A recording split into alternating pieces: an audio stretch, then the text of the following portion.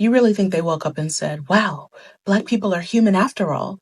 Let's be nice. They didn't desegregate because they loved us. I understand what you're trying to say, and I would like it if more Republicans were like you. However, some of the issues and some of your talking points, I feel like you're removing some context. Like, even with the whole thing, you talked about Rosa Parks, how, her husband owned a car and all that. That's not the point. They were doing that to protest. Even if you do have a car, there are probably plenty of Black people that did. Did you hear the part that I said that we had our own bus line? I know, but we shouldn't have that. Because you were talking about how everyone should be together, we should all unify. But if we stay separate, if we keep having Black water fountains and white water fountains, white schools and Black schools, we'll never have that unity. There's a difference between natural immigration or migration between the races and forced desegregation. When you force it, you cause animosity and chaos. When you let it be a natural thing, it happens a lot more smoother. Not everybody discriminated against each other. There was Black and white people getting together all the time. It was certain places where they held true to those structural things that were Democrats put into place to cause division. I don't think that she should have forced that. I think that Black people should have had their own bus line and became competitive, and then therefore they merged. Because that's the problem with our societies. We gave up a lot of our own generational wealth trying to get in the bed with a group of people that didn't really want us at the time. We had resources that we forfeited. We had education systems that we could teach our own history if we wanted to, but we forfeited that to stage this issue that wasn't as prevalent as Martin Luther King and the others made it. Back, I want to know where I'm not welcome, okay? Put them signs back up, colors only, whites only. Let's do it, all right? Rip the Band-Aid off, especially for a restaurant. Are you kidding me? Whites only? What do I want to do in there? What they got? Mashed potatoes, mayonnaise, hot dogs? Colors only, we got seasoning, turmeric, paprika. Okay, I like this. Okay. You were saying that the Black excellence. Absolutely. The segregation is to get the colored excellence. Okay. Okay, what's the playlist in the whites only spot? They playing Carrie Underwood and Kid Rock. We playing Babyface and Diggable Planets. Ain't no overhead lighting. What are you talking about? Wait, where am I going? Colors. Hell yeah. Look at his hair. Talk about where am I going. That's the problem with North Africans. That's what I'm talking about. Hell yeah. I'm in. 100% agree. Let's go. Talk about where I'm going. Oh, man. Yeah. What happens to you in the summertime? Where are we putting the Italians? Listen. I just want to know. I don't need their food. I don't like tomatoes. Okay, so they're going on the white side. Black people spend over $1 trillion a year. I would love for the government to force us to spend it on our own people. This is very good. Yeah. I like this a lot. I brought you over to the side. And the black airplane? Oh, come on. The Soul Plane, baby. I want to be on Soul Plane. Yes, it's going to be noisy on there, but that's what noise cancellation headphones are for. You know what I'm saying? And they're going to have all the good movies? All the good movies, all the good music. Oh, man. And while we at it, bring back sundown towns. They never left, but... What's that? Well, a sundown town was back in the day during Jim Crow where Black people weren't allowed to be in a town after the sunset. Wow. So those towns never left. They still exist in America, but they took the signs down. I want them to put the signs back up. I wanted to say 248 miles to the next town that likes colored people. Get your gas in Atlanta. Don't stop till you get to Savannah, all right? I'm with her. He with me. Hello guys, welcome back to the channel. I hope that you are doing great from wherever you're watching me from. Now, as you know, this is your presenter, Jintok Stories, and I'm hoping that you're doing super fine from whatever you're watching me from. Now, in today's video, I want to discuss something. You know very well that melanated people in the United States for the longest time have gone through a lot of a lot of things, a lot of stuff that they've struggled with. Majority of them is a result of what white people induced to them, without forgetting our history goes down with our Black folks being the most hated people across the world. And this lies spread even to other communities like Asians, Latinos, right? And people didn't want to associate or relate with Black people. But I'll tell you, there is a wave of change. There is a wind of change in this sense. People are getting to realize the significance of Black people in the world, especially melanated people in the United States. People are getting to realize how melanated people in the United States are so important. Look, everyone wants a piece of Black greatness. Everyone wants a piece of Black excellence, even non-Black people. Let's begin from that. If you understand how today things have changed, especially when you talk about race in the United States, this is so multi-faced. We have to talk about biracial kids. We have to talk about different people that somehow will have or are tied to black people. So, this being said, it's important for us to recognize the struggles that black people went through. You might ask yourself, why white folks so afraid of black people? Let's look at history. Let's look at the Tulsa massacre. Let's look at the Black Wall Street.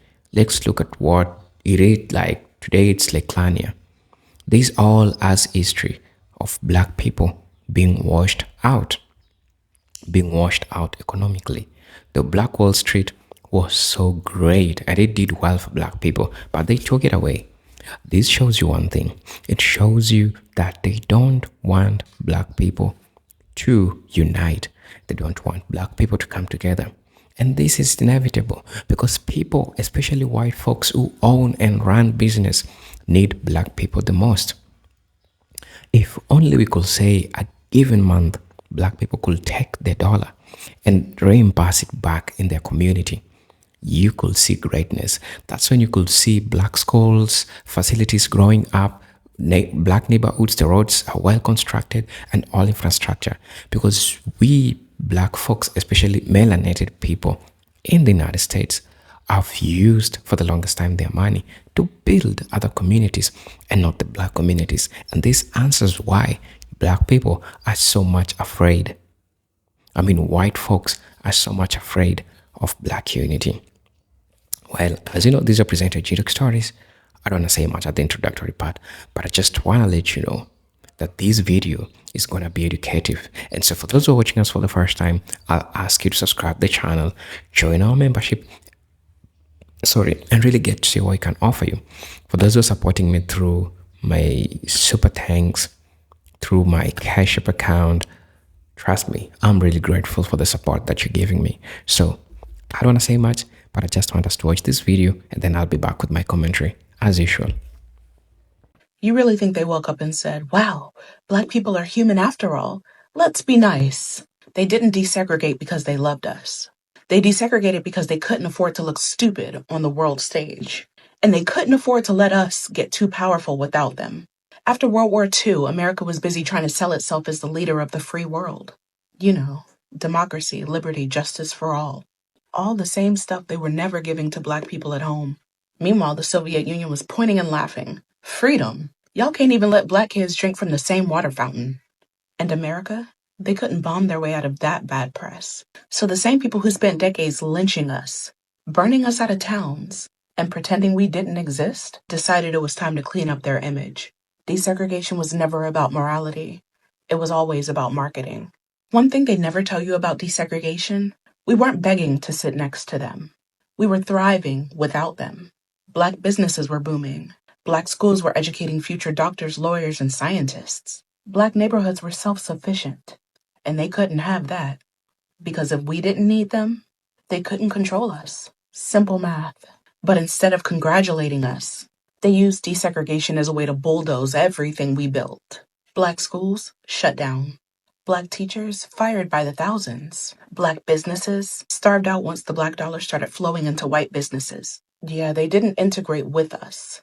They absorbed what we built and threw the rest away like leftovers. And today they have the nerve to ask why black communities are still rebuilding. Because y'all didn't just move the goalpost. Y'all burnt the whole field. Desegregation wasn't a handshake. It was a hostile takeover. They didn't open the doors because they respected us. They opened the doors just wide enough to flood everything that we built and call it progress. So the next time somebody tells you to be grateful for desegregation, remind them that we didn't get rights because they loved us. We got them because we fought like hell while they smiled for the cameras. They didn't integrate us. They invaded us. And we're still rebuilding what they couldn't steal. You really think they woke up and said, wow, black people are human after all. Let's be nice. I have a theory that's based off history and facts, and it comes from one little simplistic racist statement. If we had never got y'all from Africa, y'all would basically be wild animals in the woods, right? Because you got to think about this way. Sure, we didn't get all the credit we deserved during slavery for all the things that we created. But you know one thing about black folks, if times get hard, we're going to find a way to make them motherfuckers manageable or easier. And seeing that we were doing all the hard work, there were a lot of inventions that were being made by black folks that never got the credit. Slavery ends, we slip right into what? Segregation in the Jim Crow era. Now this is where things get good. Because on our own, we built towns, billion-dollar businesses, schools, our own professional teams, communities, everything in between. On our own, we were thriving. And to them, that was just the greatest insult because, quite literally, they needed us. I thought they needed us when it really turned out in reality that y'all needed us, but neither here nor there. So it comes down to, well, how can we get them to need us? We need to find out how they're doing it. I got an idea. Let's burn down their towns. Now you're cooking, Jackson.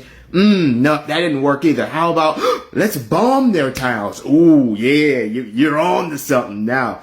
Oh my God, another one. Let's flood their towns. Good golly, let's do that. And then when that didn't work, y'all got a little more psychological. You started flooding the black communities with drugs, liquor stores, and guns, and then built the shit out of prisons to make sure that you had somewhere to put those black men. Y'all started a war on the black family where basically the mothers were required basically to survive is to get the black man out the home. Y'all took all the trade jobs out of our communities where people could go from school that couldn't afford college, could go work in jobs where they could learn a skill. You see, after all that, it was weakening our community. So basically where it could be, hey, y'all need us, let's all live together because it's bad for both of us now, when in reality it was only bad for y'all. If we would have been left alone, we would have been fine.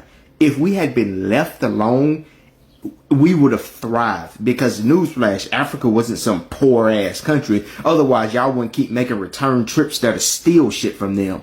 Africa was never poor. Black people didn't need y'all needed us. And that's what ate y'all up alive so much that even after the horrendous decades of what y'all did, we still found the way to make it through and thrive without y'all. When everything y'all built was built off of us. That's gotta eat you up a little bit, right? I know this video gonna make some people uncomfortable, but I'm warning you now, so keep scrolling if you think you gonna get ruffled. Either way it go, keep it cute. But I had to ask myself the other day, who asked for desegregation? Because I damn sure don't think it was us. Us. I'm talking about us. It was minding our divine business, building, thriving, creating, healing, protecting what was ours, living in rhythm with spirit and nature itself. And boom, interruption like always. What it all boils down to is that somebody is always in black people business. Y'all know y'all cannot debate this. I don't care what ethnicity you come from.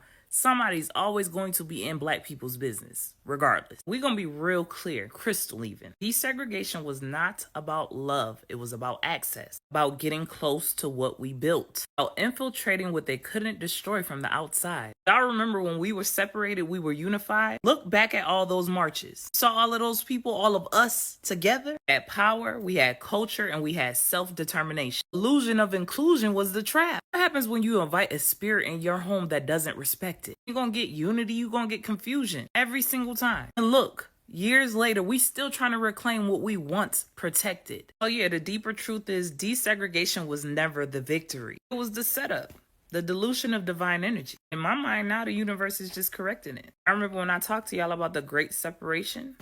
It's here. This is what I was talking about. Not rooted in hate, it's rooted in alignment. This is not about superiority. This is about energetic sovereignty. The wheat and the tares, the called and the pretending, the awakened and the distracted. And we gonna be honest for just a sec. A lot of y'all been praying for this. A lot of y'all wanted this energetic distance, remember? Shall I remind you? Because I heard y'all say y'all have outgrown the fake allies, right? What y'all call them? The culture vulture? The passive aggressive ones, or the I'm spiritual but still give supremacy types. The filter is on now. Oh no, this is not segregation, this is restoration. It's not hate, it's healing. It's not exclusion, it's elevation. You're not watching history repeat, you're watching a divine reset. This is the great separation, and everybody is where they need to be, or they will be soon enough. It's time to restore what we lost when we stopped protecting our energy. That's all this is about. Of course, they want to keep your vibes low, keep you in fear, give you the illusion that they still have power. They only have it because you give it to them. That's why it's important to know and understand who you are, where you come from, so you can know where you're going. I'm just saying, change your perspective, change your life. Make sure y'all get in them comments and let me know your thoughts. If you're interested in attending Yaya's Soul Jam session, April 25th and 26th here in Atlanta, Georgia, just know those are early bird tickets right now. They are going fast. They're going up April 1st. Make sure you get yours now. They are linked below. If you're interested in open mic, make sure you head to the link in my bio, click the events tab, and fill out that registration form. Still accepting submissions until April 15th, and I have received a ton of them. Keep them coming. I want to see what y'all got. Truly appreciate y'all's engagement, and I cannot wait to see y'all there. As always, peace, love, and light, and gratitude for watching. Let's talk about how Black teachers lost when civil rights won.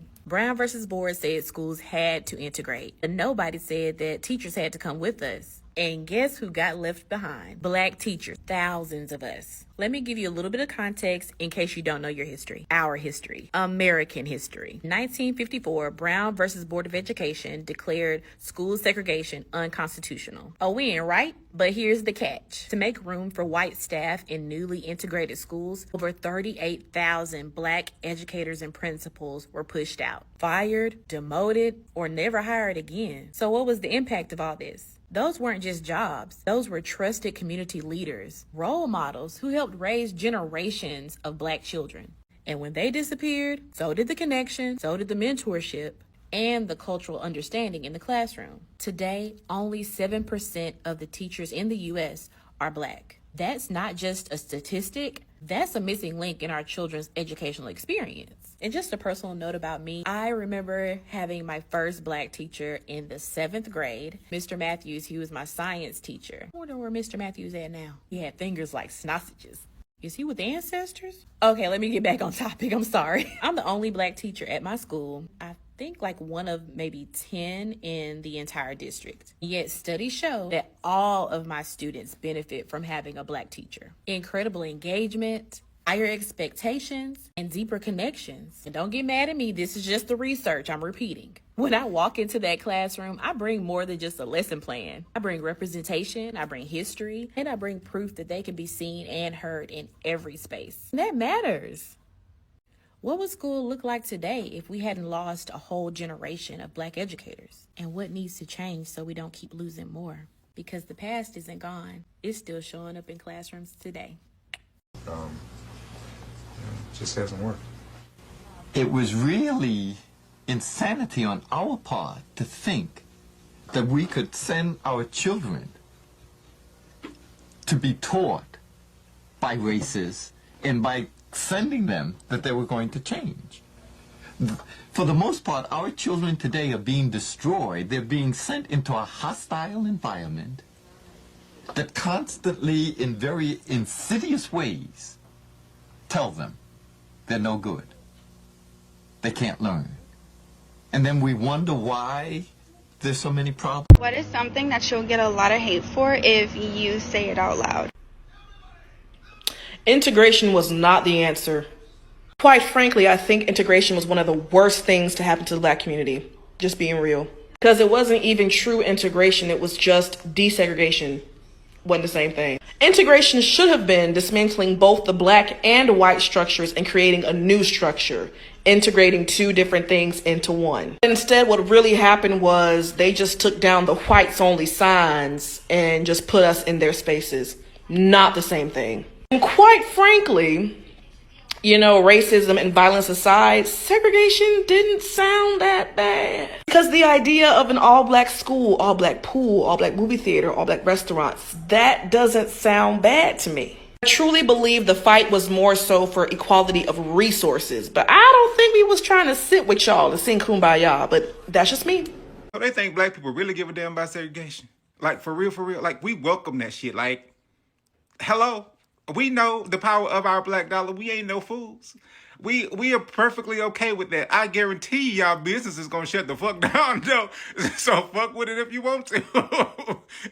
We ain't suffering, you are. Like, we always got somewhere to shop, and half of the people are not gonna adhere to it anyway because of the fact that they know that their businesses are gonna go down. Ain't nobody finna do no stupid shit like that. And let me tell you something. If we going back to colored only bathrooms and white only bathrooms, our shit gonna be clean. Cause one thing about Black people, we some clean motherfuckers. So I don't know.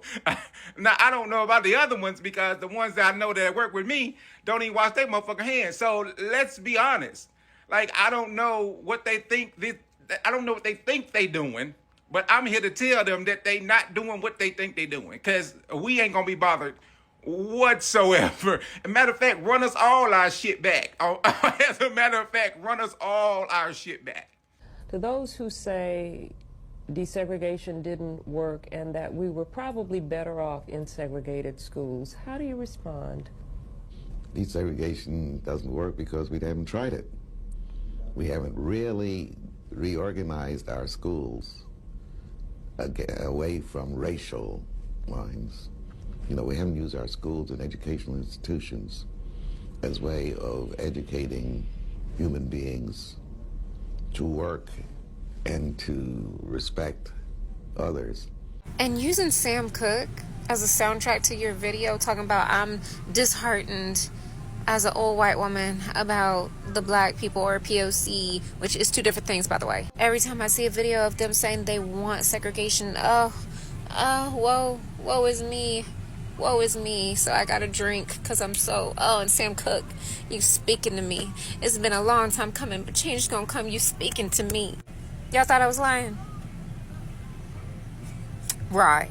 And then you're asking for people to explain it to you. Baby, the question is not why do black people want segregation, or why are black people okay with not having to be in white spaces. Which, if you followed any black creators on this app, you would know why, because we've been telling y'all out of the kindness of our hearts, explaining it to you when we owe you no explanation. But there it is. But you really sat up here and made yourself the victim. The real question you should be asking is, why are there so many white people that are okay with voting into office the head of the fucking nation, a white supremacist, racist, bigot, and rapist? Like, why are you not questioning your people as to why they're not up in arms? They're not taking to the streets. They're not fighting the good fight. Why are you in our business? Why are you worried about us? What you need to do is go handle your people.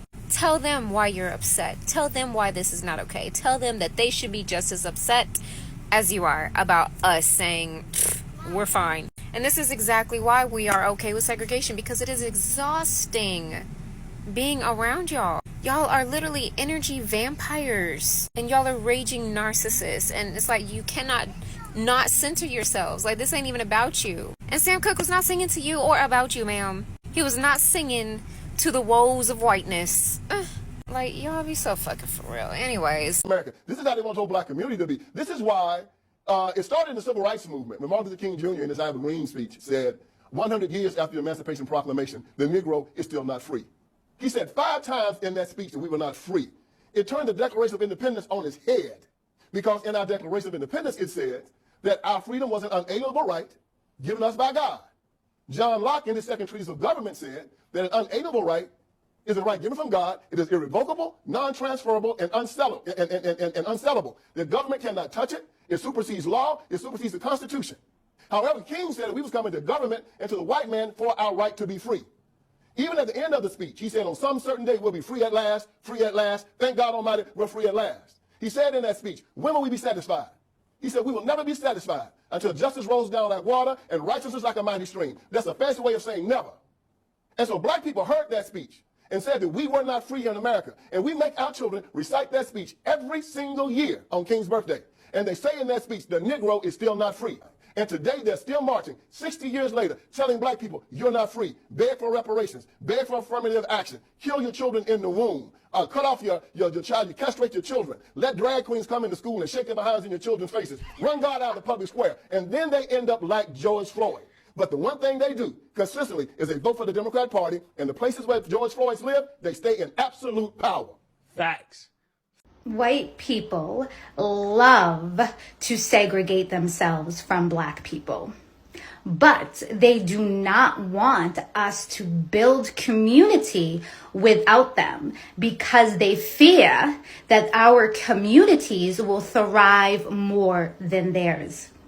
They are scared of what an all black community would mean for them. They're talking about segregation now because to them, segregation is power. It is their way of controlling us. And again, they're also trying to incite us. So that way we take the streets and they can kill us. Okay? That's exactly what's going on here. Okay? And let me just tell you, white people, our communities will thrive. We don't need you. White people, how do you feel about the segregation ban? I already know how people of color. One word. I don't know if they're. I can only use one word. They're very, very, very many words I could use. Disappointed. Not shocked, honestly. I am fully cognizant and aware of the country that I live in and the prevalence of white supremacy and systemic racism and a lot of other toxic bullshit things that we push on a daily basis. What's up, baby? I watered you yesterday, child. Do you need it again today? You know, my children are houseplants. Water your children daily, folks, and feed them occasionally also. Once every, couple of days. Hey, Tay. I have a question for you. The orange Mussolini just... oh, you mean the dude who never spends a second outside a Zoom cam? Yes, that The guy. expired orange peel man? Yes, that guy. The Oompa Loompa looking... The super old, frail, wannabe dictator in our current government. Yes. He just overturned, or is trying to overturn, I don't know if it's legal, but he's trying to, if he hasn't already, overturn bans on segregation. So basically we had legislation that said you can't segregate people, you can't separate them, and those have been passed, or those have been overturned. So now we have companies can now say, oh, I want to separate black people from white people or whatever. I can, separate LGBTQIA community members from everyone else. Like, how does that make you feel? That that's allowed now? That's not being criminalized anymore. They can't get in trouble for segregating people Makes now. me want to jump off a cliff. Okay, that's a bit extreme. I'm talking about just like, how do you feel about it? Thanks, Bren. Are you? How does it make you feel, though? I mean, Makes me feel disappointed in society. And disappointed that Zoomtan hasn't canceled that man's subscription. He spent thousands of dollars on it. It's like I'm convinced. he probably has one in the White House. Obviously, I mean, probably just has a room that's like, Bro, deadass. tan me up. From like the 90s, 80s. But the problem is, he only zoomed hands his face. Everything else is pale as a fucking ghost, bro. Yep, yeah. I know. I'm disappointed in it too. Fucking sucks, man. He's the kind of person to tell you to touch grass in a video game when he himself has never even gone outside. Yeah, that's fair. Couldn't have said it better myself. Thank you for your input. What was that? Don't go to Zoomtown every day of the week. Quick tip: it doesn't look good. I know, like, well, orange, not a cool skin if color. it's done right, it looks fine. But most white people don't know how to tan. Yeah. Yeah. You don't look sexy if you're orange. I mean, Well, sometimes you do, but like, I don't think he cares, honestly, how he looks. He's just... Then why does he go to Zoomtown? If he doesn't care, then shouldn't he, like, not because old habits die hard and he's an old man. I don't know. I don't know why. Okay, I have no fucking idea why. Like, if you're gonna get a tan, do it correctly. Don't look like the evil orange man running this country. Or don't be the orange guy running this country, or have any kind of... His haircut is diabolically white for how orange his face is. It's crazy. Yeah, well, It's more of like a goldy yellowish, goldish yellow. No. That sounds too good. It's like orange. His hair? No, his face. Right. Bet you $10 if you color swatched that, it could be dead ass like bright orange. I don't owe you Something $10 like that. if you actually go do that, but still you should try. Don't make promises to these people online. They will hold you to it, and I will have to give them 10. I will give you $10 if there, but no. If you It won't be your $10. hold It'll be on. my $10. If you color swatch Donald Trump's face and compare it to an actual orange, like if you take an orange PNG and his face, and if you can find spots on there that are the same color, I will give you 2 internet doubloons. I'll give you $10 if you jump off the cliff. Okay, we're done now. Hello guys, welcome back to the channel. Now there's something that I want to say. I think this is important. The United States itself cannot do without black people. Let's just be honest with each other, and that's the reality truth.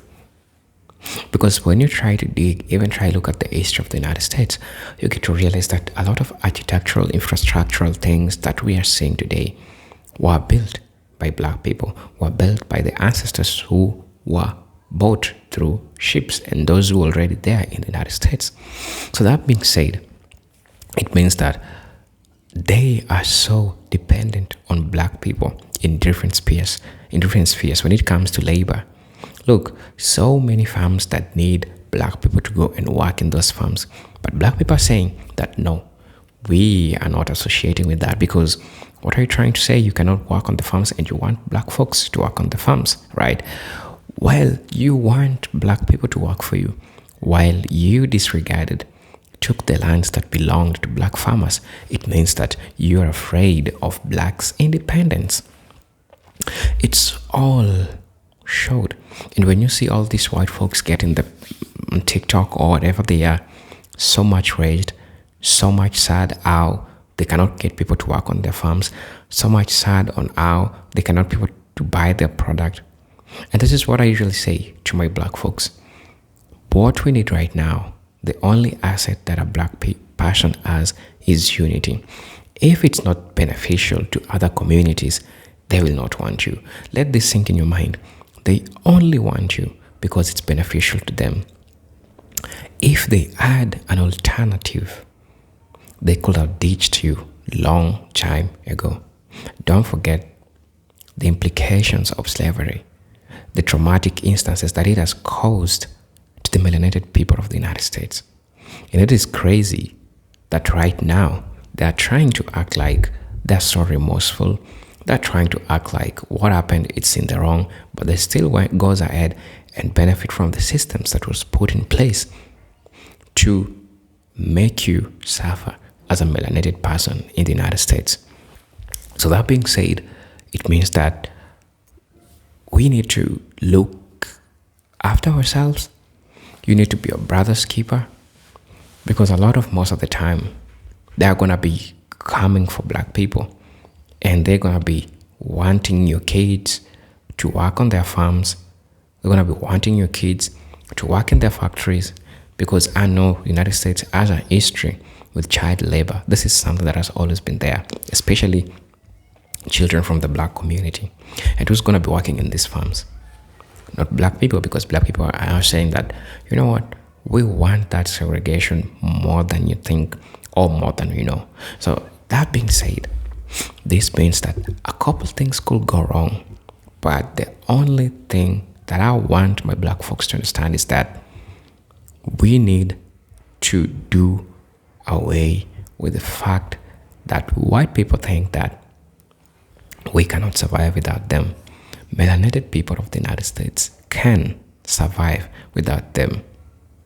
When you look at the Tulsa massacre in Oklahoma, when you look at the Wall Street, when you look at what happened in Lake Lanier, when you look at all these places, this means that they are always afraid of black unity.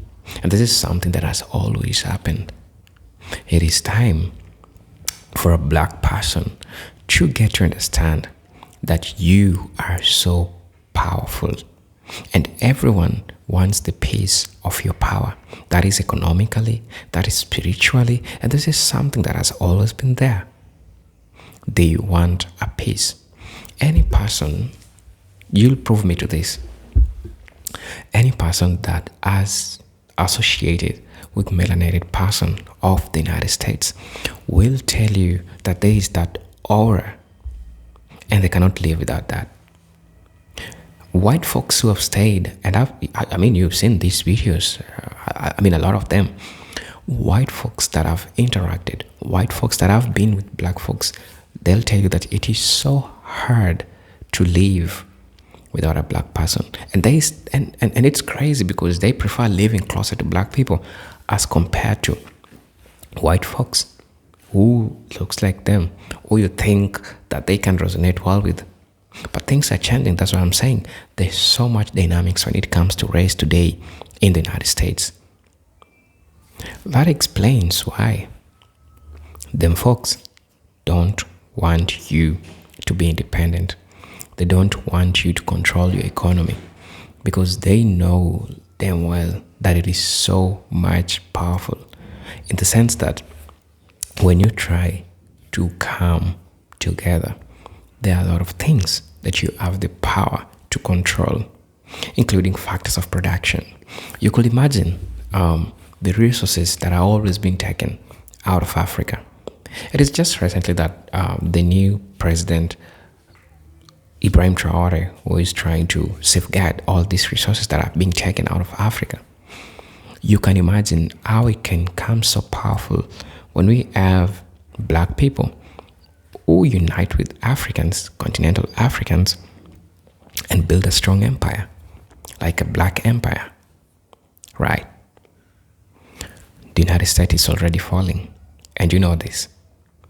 One thing that will also accelerate the fall of the United States is racism, and this has costed the United States big time. Racism has costed the United States big time. Why am I saying so? I'm saying so because when you look at the decisions that, let's say, the Latinos, Asian Americans that made, they made because the person that they chose tend to look more or appeal to them as compared to the other person who doesn't look like them. It was not always about the policies, but it was always about people, a person who looks like me, the advantages that I'm going to be getting, without forgetting the plight of black people in fighting for them with affirmative action. Have I said that everyone knows and who have tested wants a piece of the power of black folks? I don't know how I'll prove this, but that's the truth. That's the biblical truth. Now, these are presented Jindex stories. I don't know where you're watching from, but I hope you are fine. You are super okay. And thank you for watching the video until this point. Thank you for, if you enjoy my commentary, let me know in the comment section. Let me know what you think about all these crazy things that are happening today in the United States. Now that white people don't want segregation more than anybody else, while the history shows that they have championed this. Right? So these are presented Jindex stories.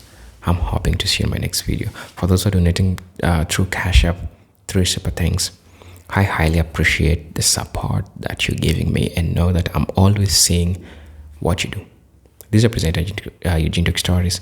But until then, peace, love, and harmony. Salute.